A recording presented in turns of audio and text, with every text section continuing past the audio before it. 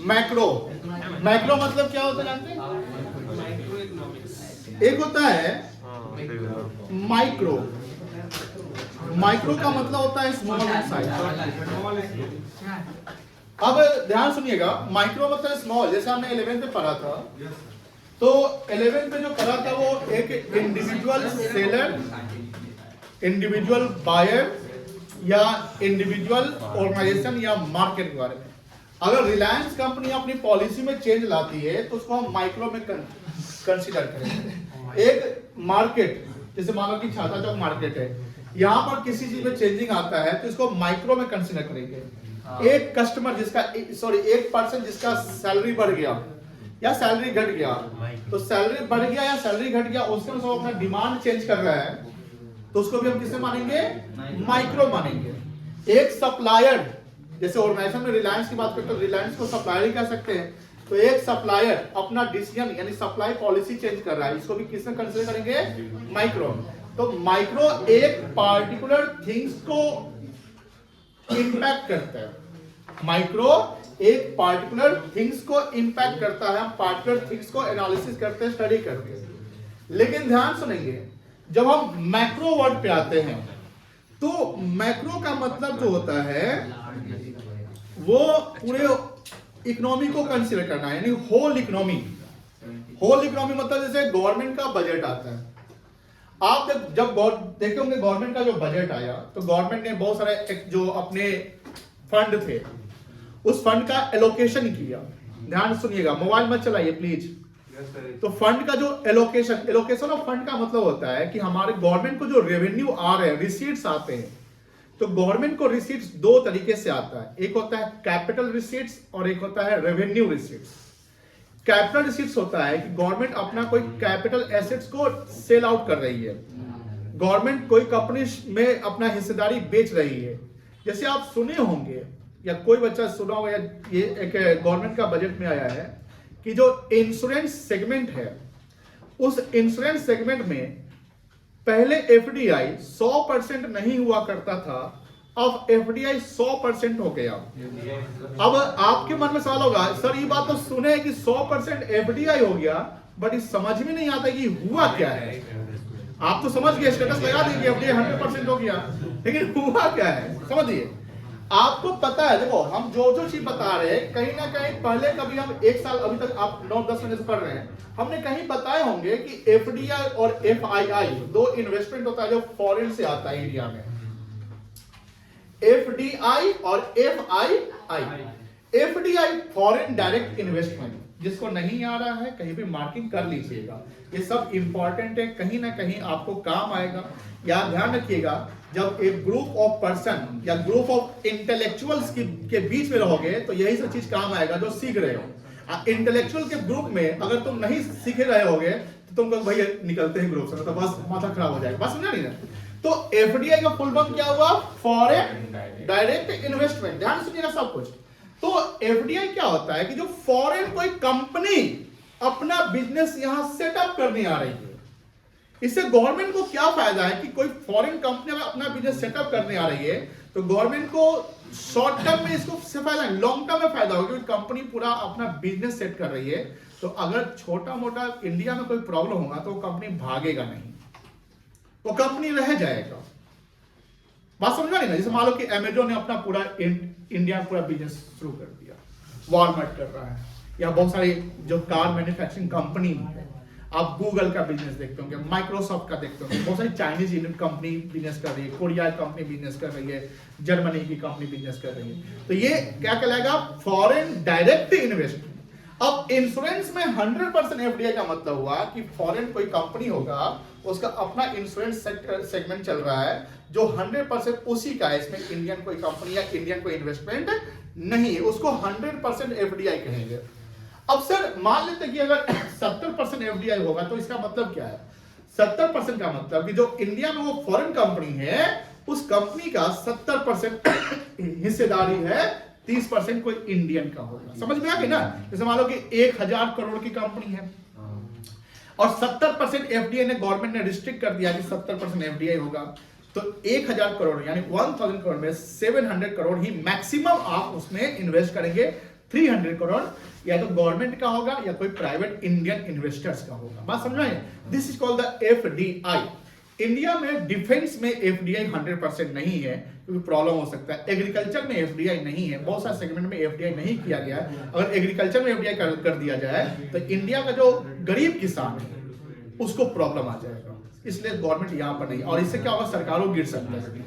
अब सर आपने एक और वर्ड यूज किया था एफआईआई, सुनिए ध्यान से। एफआईआई का फुल फॉर्म है फॉरेन इंस्टीट्यूशनल इन्वेस्टमेंट या फॉरेन इंस्टीट्यूशनल इन्वेस्टर्स। सर ये क्या है? तो ये है कि सर मान लो इंडियन शेयर मार्केट है, इंडियन क्या है, तो यहां डेली शेयर मार्केट में फ्लक्चुएशंस आते हैं। आज ग्रीन पे बंद हुआ, आज रेड पे बंद हुआ, आज फॉरेन इन्वेस्टर ने इतना का शेयर खरीदा, आज फॉरेन इन्वेस्टर ने इतना का शेयर बेचा। तो वो बेचा का मतलब क्या हुआ, वो शेयर जो खरीद कर रखा है वो सेल आउट कर दिया, यानी वो पैसा वहां से निकाल लिया। तो यहाँ एफआईआई क्या कर रहा है, डेली पैसा यहाँ इंडिया में इनफ्लो करा रहा है या तो डेली का फ्लक्चुएशन है। तो ये रिस्की होता है। ये क्या होता है, रिस्की। मान लो कभी वो पैसा लगा रहा है, आज वो शेयर बढ़ गया, चलो बेच के निकल जाते हैं। आज चाइना मार्केट में लगाते हैं, कल हम अमेरिका में ही लगाए। बात समझ नहीं? तो एफआईआई परमानेंट नहीं है, एफआईआई टेम्पोररी है, वो कब तक रहेगा वो डिसाइड करेगा। और एफडीआई क्या एक तरीके से परमानेंट नेचर का है। अब गवर्नमेंट का जो पॉलिसी है, जो बजट आता है, तो गवर्नमेंट अपने फंड को एलोकेट करती है। क्या करती है? एलोकेट करती है कि इंश्योरेंस सेगमेंट पे कितना होना चाहिए, डिफेंस पे कितना होना चाहिए, रेलवे पे कितना होना चाहिए, बिहार स्टेट वाइज कितना होना चाहिए। आप देखोगे सेंट्रल को बिहार से रेवेन्यू कम आता है और बिहार को रेवेन्यू कम ज्यादा दिया जाता है क्योंकि यहाँ से टैक्स कलेक्शन कम होता है।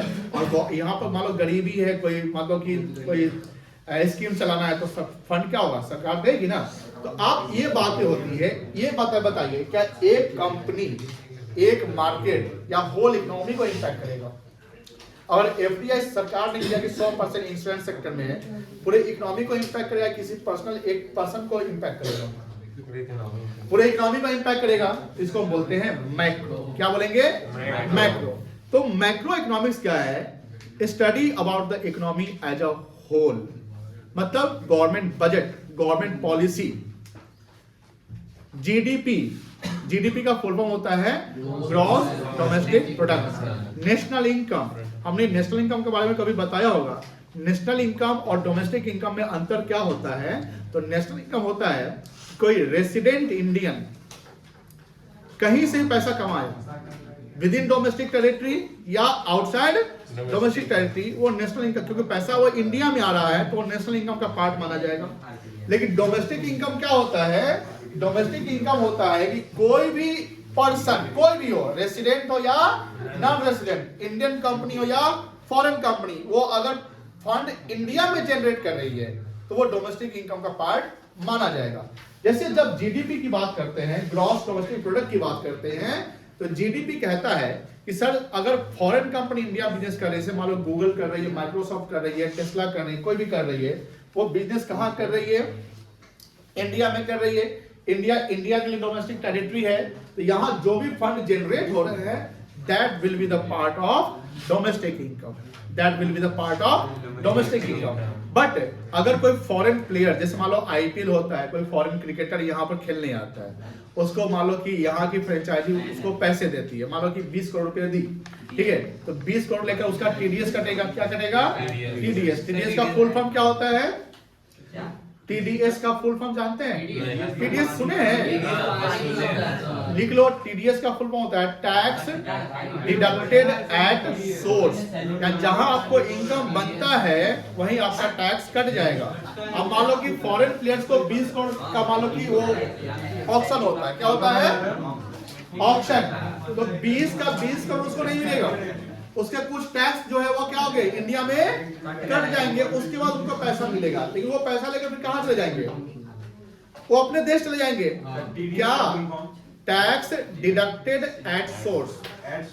सर लेकिन आप बता दें कोई भी इनकम एक ही बार टैक्स कटता है और हमारे कंट्री में और वर्ल्ड में आप कोई भी इनकम कमा रहे हैं तो उसपे से एक ही बार टैक्स कटता है और वर्ल्ड में इंडिया में कमाए तो इंडिया में कटेगा, वहाँ नहीं कटेगा, वहाँ एडजस्टमेंट हो जाएगा।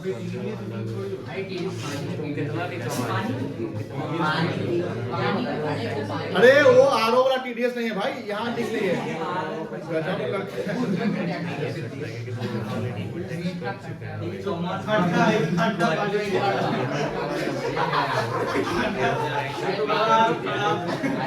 चलो लिखो गोमा लिखो, बात है बात लिखो।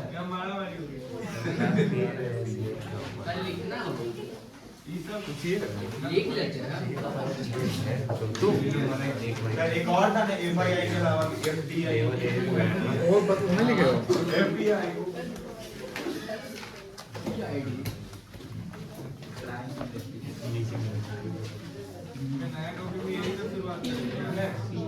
नया कॉपी यहीं से स्टार्ट करना है।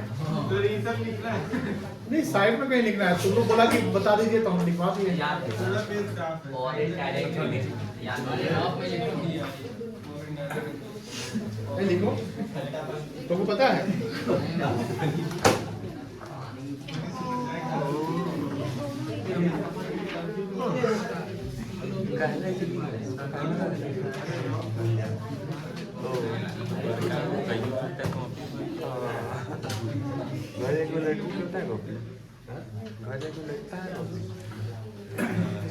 चलिए हटा दी इसको। अरे भाई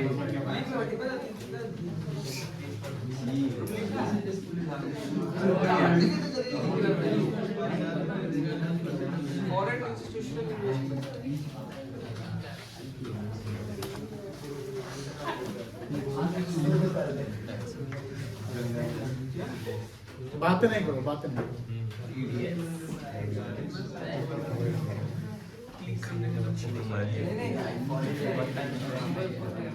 चलिए लिखो लेक्चर 1 नहीं लिखना है। No, sir. Lecture 1.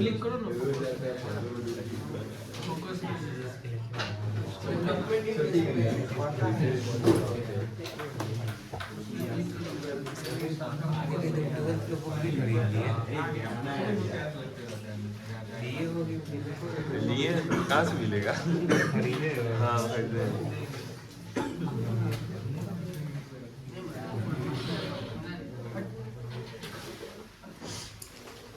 फिर शुरू हो गया तुम दोनों का।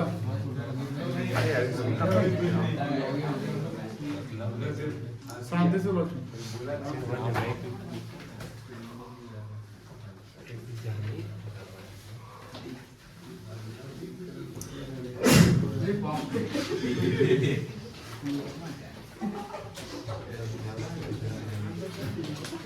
Meaning. The word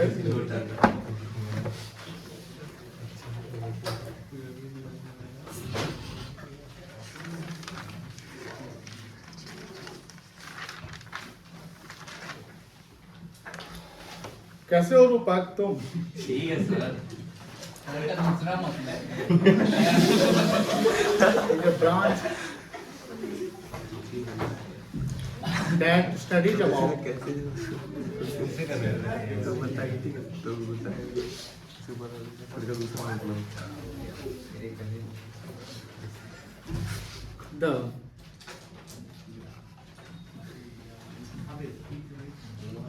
performance activities of economy as a whole.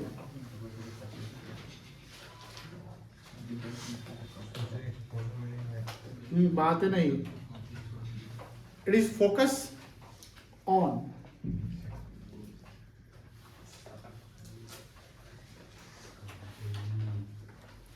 GDP,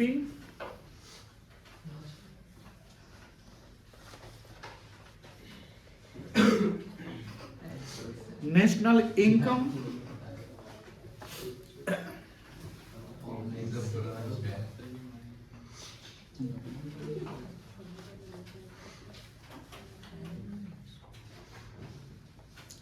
employment and unemployment,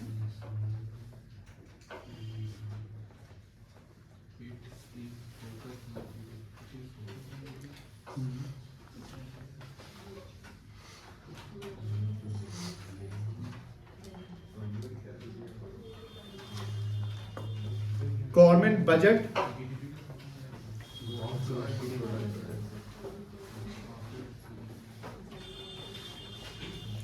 RBI policy,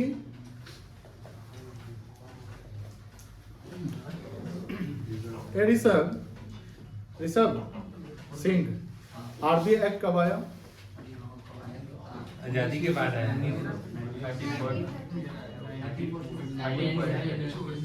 1934। Very good.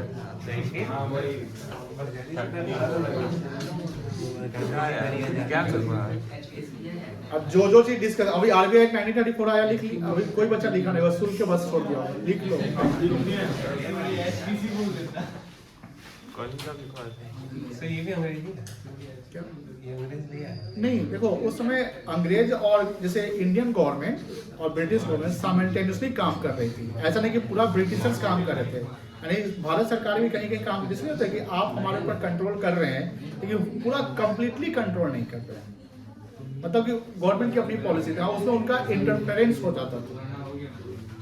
Bharat इतना बड़ा है, बहुत ज्यादा अंग्रेज वहाँ पहुंचा ही नहीं, गया ही नहीं, है ना। राजा वहाँ के जो जैसे शासक होते थे या राजा होते थे, वो अपना ही राज कर रहे हैं।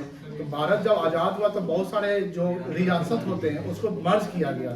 जैसे सिक्किम जो है 1947 में आज़ाद नहीं हुआ, सिक्किम मुझे कंप्लीट एग्जैक्ट डेट नहीं पता है, ईयर नहीं पता है, आई थिंक 1956 में मर्ज हुआ था, इंडिया का पार्ट बना था। सिक्किम का हिस्ट्री पढ़िएगा, सिक्किम एक अलग राजा का होता था, तो वो बोला कि हम इंडिया में मर्ज होना चाहते हैं, और चाइना उसको मर्ज करना चाहता है। तो सिक्किम कहाँ है? इंडिया चाइना के नेपाल से भी ये सब चीजें हैं, नेपाल बहुत सारा हिस्ट्री पढ़िएगा। बगल में नेपाल है, एक भूटान है, ऊपर इंडिया है। 34 देखो 34 एक्ट कहलाता है, इम्प्लीमेंट 1 अप्रैल 1935 से हुआ, लेकिन 34 एक्ट कितना क्या लिखा हुआ गूगल पे? ओ हम ही लिखे, सॉरी 35 में इम्प्लीमेंट हुआ, 34 लिखे है, 35 मत लिखना।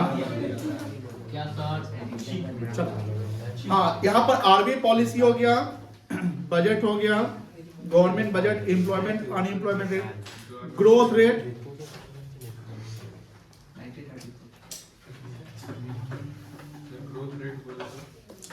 ग्रोथ रेट मतलब कि जीडीपी का क्या रेट है, जैसे किसी का क्या है, जीडीपी ऊपर में लिख देंगे। Deflation and inflation. किसी को पता है डिफ्लेशन इन्फ्लेशन क्या होता है? इन्फ्लेशन महंगाई बढ़ना और डिफ्लेशन मंदी होना। अब ये इन्फ्लेशन का कारण क्या हो सकता है? मंदी का मतलब है डिमांड ही नहीं है, डिमांड नहीं होगा किसी चीज का तो प्रोडक्ट का प्राइस क्या हो जाएगा? सस्ता हो जाएगा ना। हाँ, कोई बता सकता है what are the reason of inflation? महंगाई। Yes, standard. जैसे कोई चीज का शॉर्टेज हो जाना, यस, अगर कहीं देश में फैमिली आ गया तो उससे भी हो सकता है सामान का इन्फ्लेशन। हाँ, डिमांड बढ़ जाना, ठीक है। हाँ, कोई चीज का जैसे कमी हो जाना, हाँ, ठीक है। पॉपुलेशन बढ़ेगा तो जैसे रैपिड पॉपुलेशन बढ़ता है उससे सही बोल रहे हैं। सर मतलब कि आप कहना चाहते हैं इंडिया का देखिए, इन्फ्लेशन के कुछ कारण जो आपने बताया, सुनो है बुआ, एक एक चीज सुनो। ये इन्फ्लेशन क्या होता है, डिफ्लेशन क्या होता है, पूरा पूछेगा। माइक्रो इकोनॉमिक्स आसान नहीं है, आसान तो कुछ भी नहीं है, लेकिन मजाक नहीं पढ़ाई से। हाँ, तो कहा थे हम इन्फ्लेशन डिफ्लेशन। इन्फ्लेशन का कारण क्या होता है, ये हम एक सेपरेट चैप्टर में लोगों को पढ़ना है इसमें। इन्फ्लेशन जैसे आपने बोला कि जब इंडिया में मनी सप्लाई बहुत ज्यादा बढ़ जाए, ये एक रीजन हो सकता है। लोगों के हाथ में जब पैसे ज्यादा आ जाएंगे तो क्या करेंगे? कंजम्पशन ज्यादा करेंगे। वो जहाँ नेगोशिएशन करना 2-4 रुपए के लिए वहां छोड़ देंगे, भाई पैसा है तो क्या नेगोशिएशन, ले मिस्टर बिस्ट सब बनना शुरू कर देंगे। तो अब अगर आपके पास पैसे ज्यादा है तो आप खर्च ज्यादा करेंगे, तो कहीं ना कहीं जो सप्लायर है उसका फायदा उठाएगा, है ना। जब तो अगर खर्च ज्यादा करना है तो इसका मतलब है कि प्रोडक्ट का डिमांड ज्यादा हो रहा है। Yes sir. डिमांड का प्राइस के साथ रिलेशन जो है ना वो सीधा, अगर डिमांड बढ़ता है तो प्राइस भी बढ़ जाता है।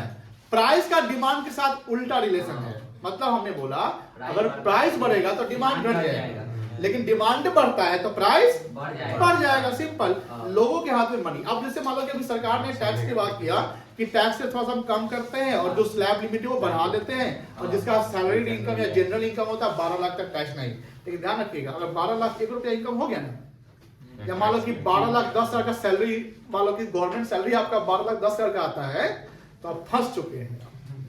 मतलब ऐसा नहीं कि 10,000 पे टैक्स लगेगा, तो फिर कैलकुलेशन कहां से होगा? 4 लाख वाले से होगा। 4 लाख का स्लैश सुने होंगे कि 4 लाख तक टैक्स जीरो है, उसका टैक्स लगेगा। तो क्या टैक्स बनेगा बताते हैं। कहाँ गए?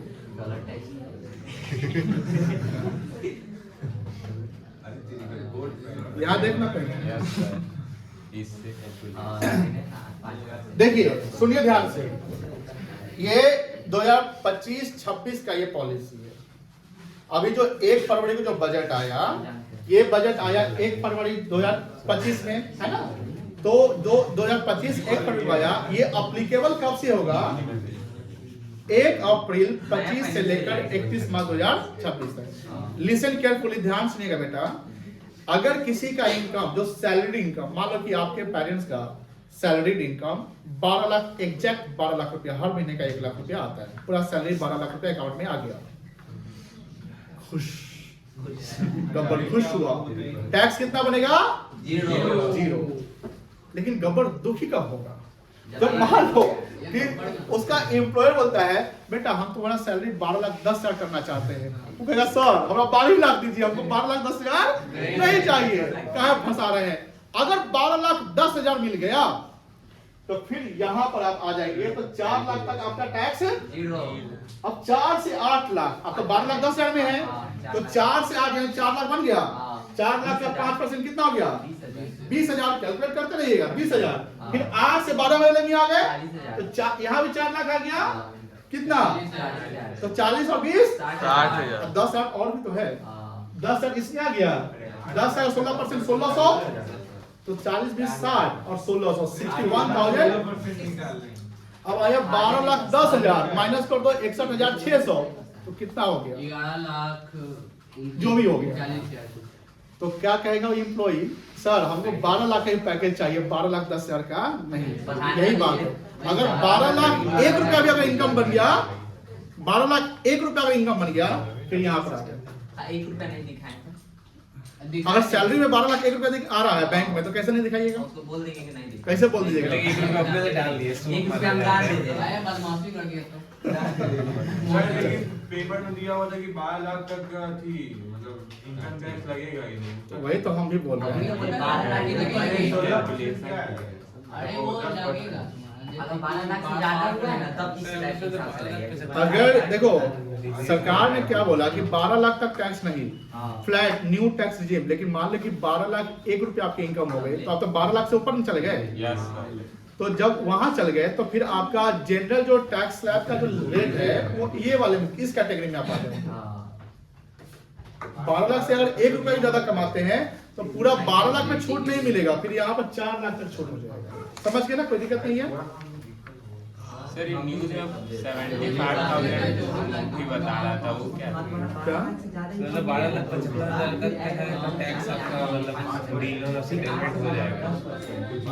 वो टैक्स रिबेट है, उसका एक सेक्शन आता है 87, उसका कैलकुलेशन कैसा है वो देखो। टैक्स करने का 2 तरीका है, एक ओल्ड टैक्स और एक न्यू टैक्स, वो सब चीजें होती हैं। चलो एक बात नहीं सर, तो इसमें 3% बाद में हम लोग इंडिया की डेवलपमेंट के लिए नहीं देंगे, देना होगा सरचार्ज 3 की 4% नहीं दिया जाता है।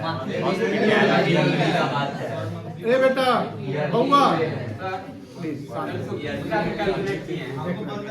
हाँ जो आया है 12,10,000 कैलकुलेट किए थे। तो छोड़ दीजिए, बेकार नहीं टॉपिक चला दिए। नहीं चला लेते हैं, सीखना जरूरी है। देखिए जब तक आप सीखिएगा नहीं कैसे आगे बढ़िएगा। तो मान लिया मैं 24 को पूरा फिट एक मिनट प्लीज आप क्या पूछ रहे थे? अगर 24 ऊपर हो गया तो मान लो 25 लाख हो गया तो हाँ, देखिए 25 लाख हो गया तो पूरा 25 लाख का टैक्स है, उसका एक लिमिट मतलब कि स्टेप बाय स्टेप लगेगा। ठीक है, स्टेप बाय स्टेप समझाते हैं। पहले 12 लाख 10 लाख समझाते हैं, समझ लो क्योंकि जरूरी है।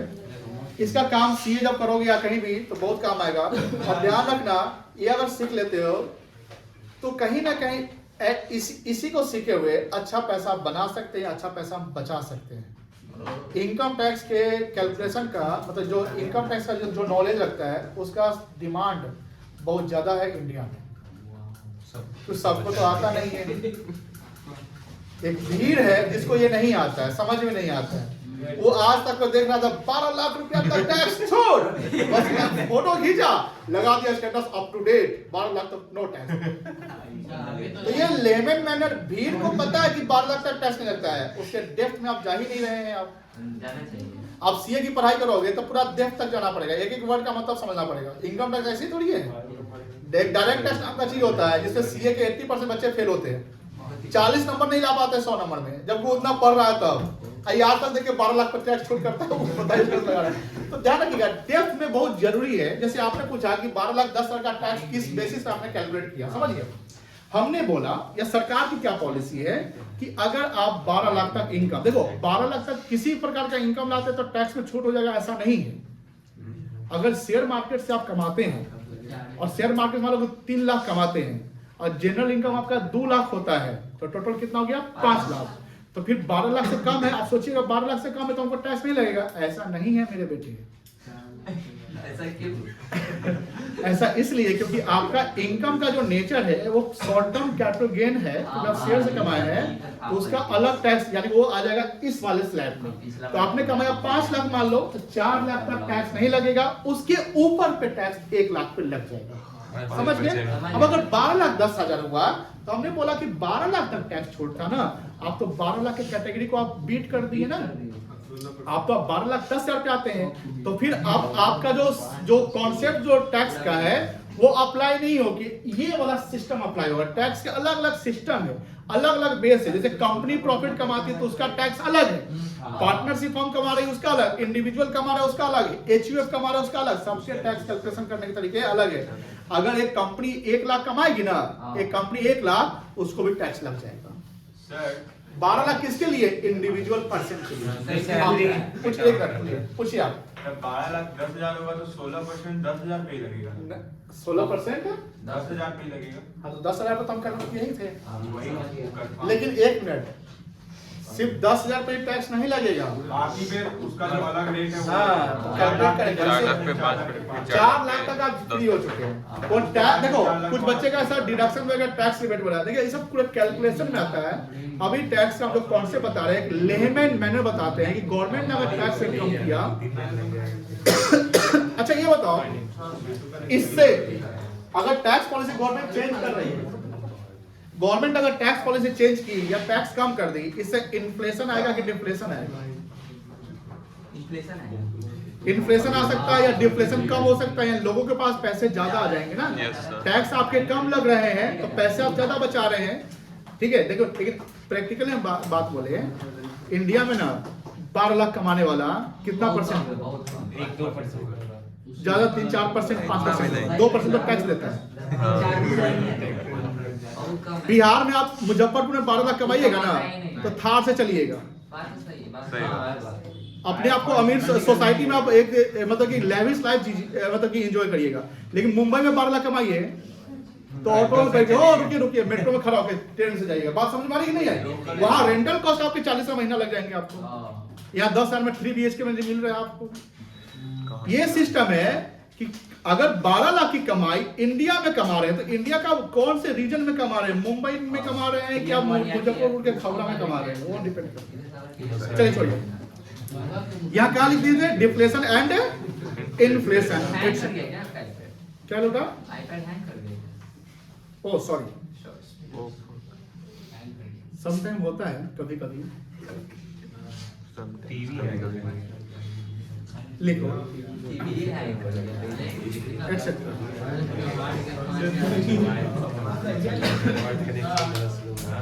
हमको दे दिया 8 के 10 के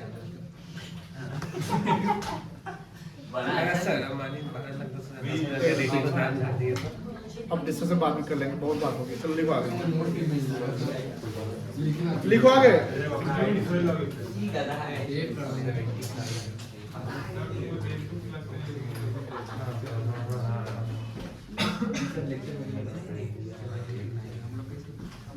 सर अब हम लोग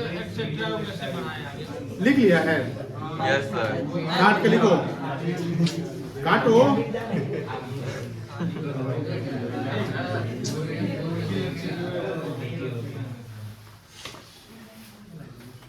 लिख चलिए, अब देखिए जैसे मैक्रो इकोनॉमिक्स में क्या है, जैसे गवर्नमेंट का बजट माइक्रो इकोनॉमिक्स पे आ जाएगा।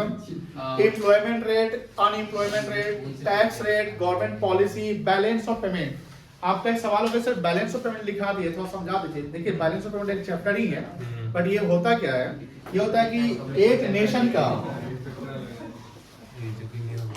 सुनिए ध्यान से, एक नेशन का रेस्ट ऑफ वर्ल्ड के साथ क्या ट्रेड रिलेशन है। ट्रेड रिलेशन कहे तो एक्सपोर्ट एंड इंपोर्ट कितना हुआ, मतलब इंडिया ने पूरे रेस्ट ऑफ वर्ल्ड को कितना एक्सपोर्ट किया और रेस्ट ऑफ वर्ल्ड से कितना इंपोर्ट किया। इंडिया का यूएस के साथ जनरली ट्रेड सरप्लस चलता है। ट्रेड सरप्लस का मतलब होता है when export greater than import. कुछ बच्चे अभी थोड़ा सा लग रहा हो कि सर एक्सपोर्ट क्या होता है, तो आई थिंक सब जानते हो एक्सपोर्ट क्या होता है। मतलब कि हिंदी बोले तो बाहर के कंट्री में सामान बेचना, selling of goods and services to abroad, है ना। अब buying goods and services from abroad क्या कहलाएगा, इंपोर्ट। वर्ल्ड में सबसे ज्यादा ट्रेड सरप्लस किसी कंट्री का है तो वो है चाइना। चाइना का जितना ट्रेड सरप्लस है, ध्यान सुनिएगा मेरी बात, ये बताए भी हुए ना, चाइना का जितना ट्रेड सरप्लस है उतना इंडिया का टोटल एक्सपोर्ट भी नहीं है। Yes sir. और बोलता है चाइना को आए मार के खत्म कर देंगे। रे भाई तो देखो चाइना कहाँ है और इंडिया कहाँ है।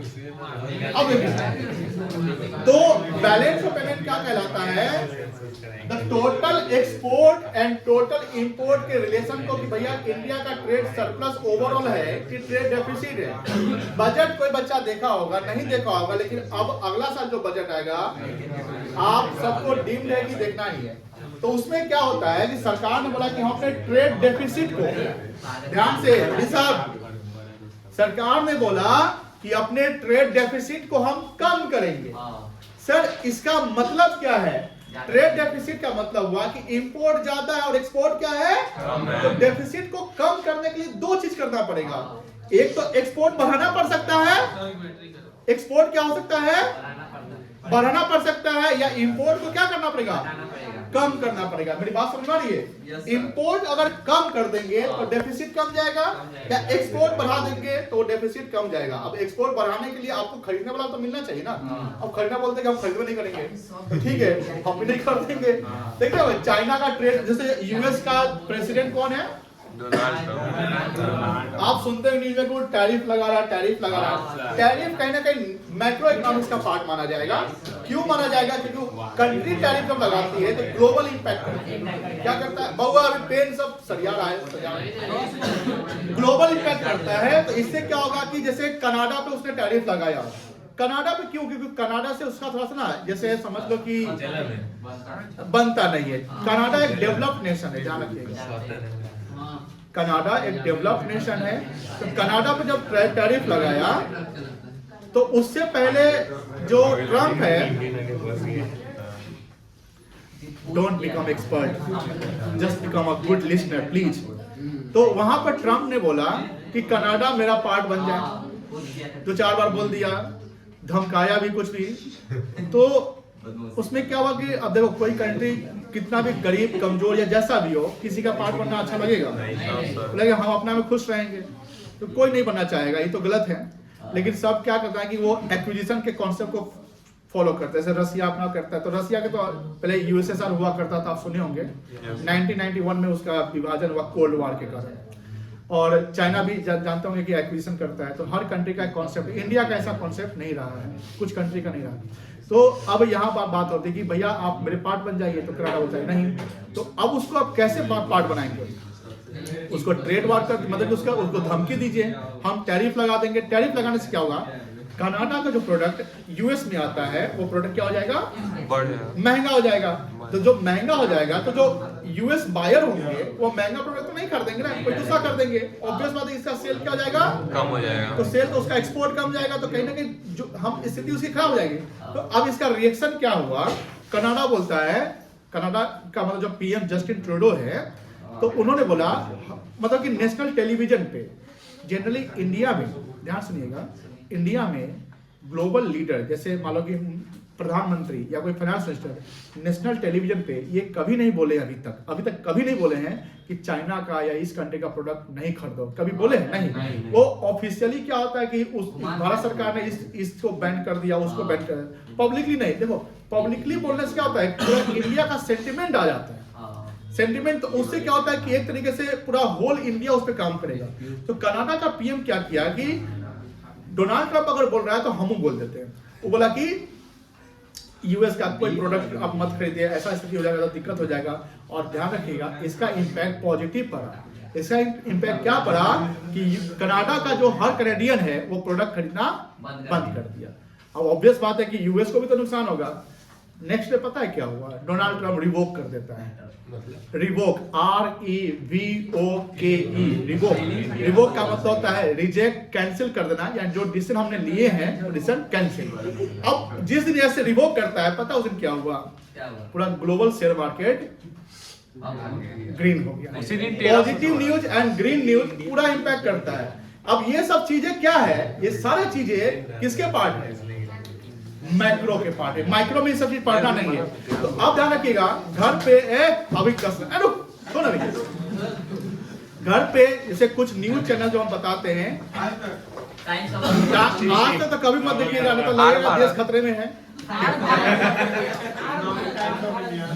ET नाउ, ET मतलब BBC, very good, economic times. वो तो और नहीं देखना। CNBC,